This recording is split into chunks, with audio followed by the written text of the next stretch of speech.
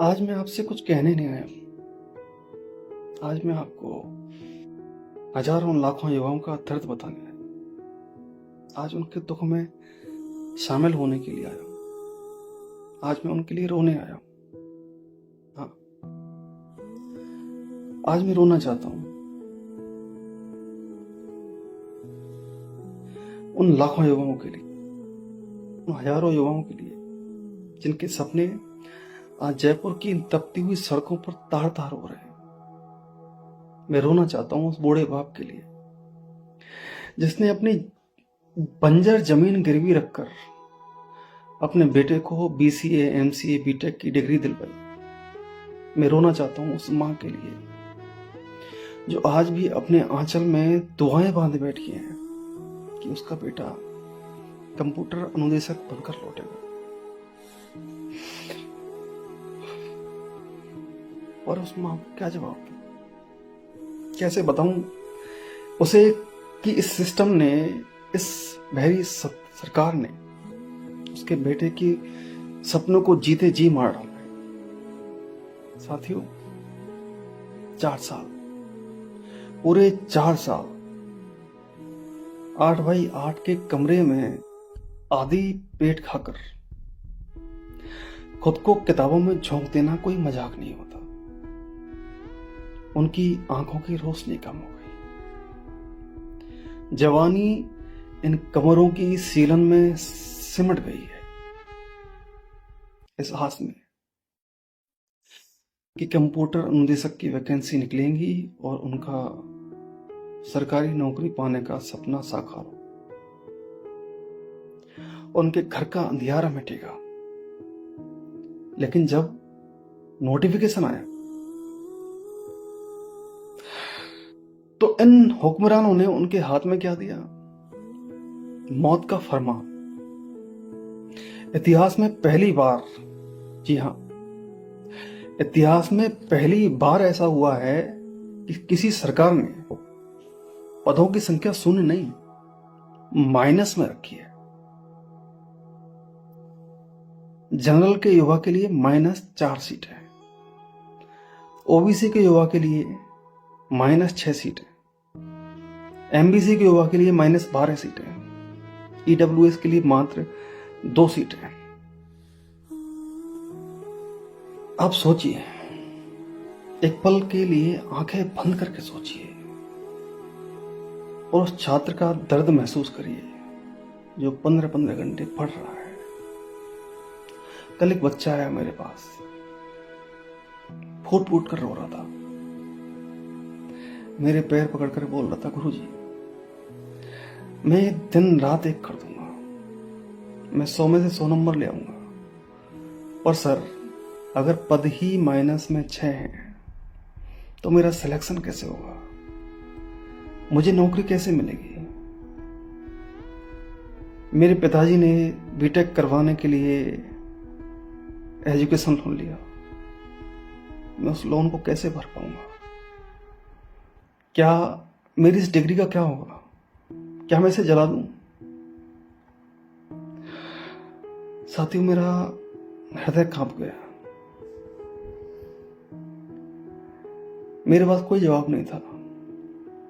मैं क्या कहता उससे कि बेटा, तूने गलत राज्य में जन्म ले लिया है, कि यहां आईटी युवाओं की कोई औकात नहीं है। आज लगभग 20 दिनों से 45 डिग्री की झुलसती धूप में हमारी बहनें, हमारी बेटियां, हमारे भाई अपने माथे का पसीना पोंछते हुए दर बदर भटक रहे हैं। कभी किसी मंत्री के पास, कभी किसी मंत्री के पास, कभी किसी विधायक के पास, कभी किसी एमएलए एमपी के पास, कभी किसी छात्र नेता के पास। उनके दफ्तर के बाहर भिखारियों की तरह खड़े रहते हैं। और वहां से जवाब क्या मिलता है? देखेंगे, बात करेंगे, आपके साथ हैं। अरे साहब, आपकी सियासत आपको मुबारक, आपकी राजनीति आपको मुबारक, लेकिन आपके राजनीति के चक्कर में इन युवाओं की सांसें टूट रही हैं। इनकी फॉर्म भरने की हिम्मत ही टूट चुकी है। जब पद ही नहीं है तो किस बात की परीक्षा, किस बात का फॉर्म? क्या सिर्फ आपके आपके चेहरा चमकाने के लिए फॉर्म निकाले गए हैं? आप बोल देते कि ये बैकलॉग की ही वैकेंसी है, आप जनरल, ओबीसी, ईडब्ल्यूएस और एमबीसी के छात्र फॉर्म ही ना डालें, उनको अलाउ ही नहीं करते आप। अगर माइनस में सीटें दे रखी हैं आपने, फिर उनको अलाउ ही क्यों कर रखा है? आप उनको फॉर्म के लिए अलाउ ही नहीं करें। हम एक्स सर्विसमैन का पूरा सम्मान करते हैं, हमारे राष्ट्र के गौरव है वो, लेकिन क्या उनके सम्मान की कीमत इन लाखों बेरोजगार युवाओं की बलि चढ़ा कर दी जाएगी? उनके पास तो चलो पेंशन है, उनका घर का गुजारा करने के लिए सरकार उनको पेंशन दे रही है, उनका पेट पालन तो फिर भी हो जा रहा है, लेकिन क्या एक फ्रेश हुआ जो पहली बार नौकरी की लाइन में खड़ा है उसका कोई हक नहीं है?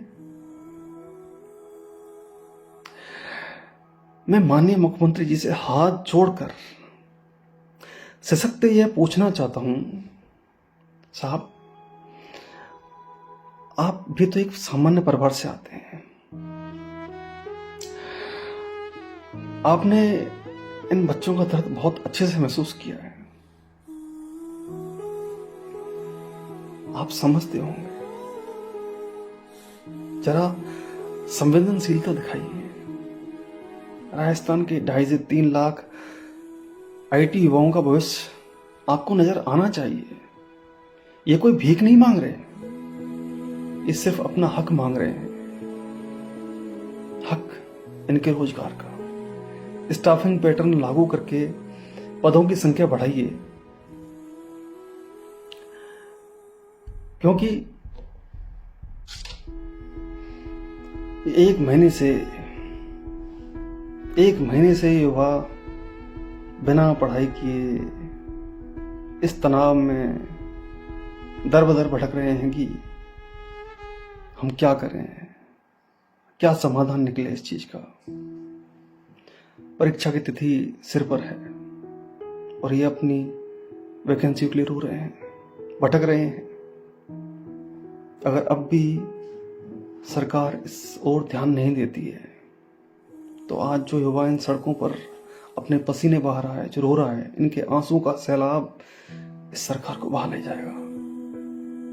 मत मारिए इस युवा को, इनकी डिग्रियों को दफन मत कीजिए,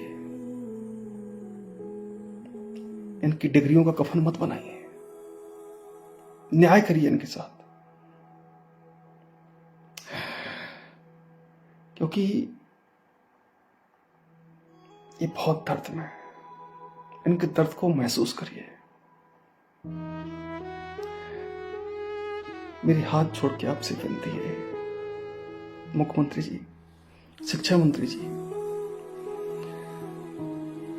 इन बच्चों के भविष्य के साथ मत खेलिए प्लीज।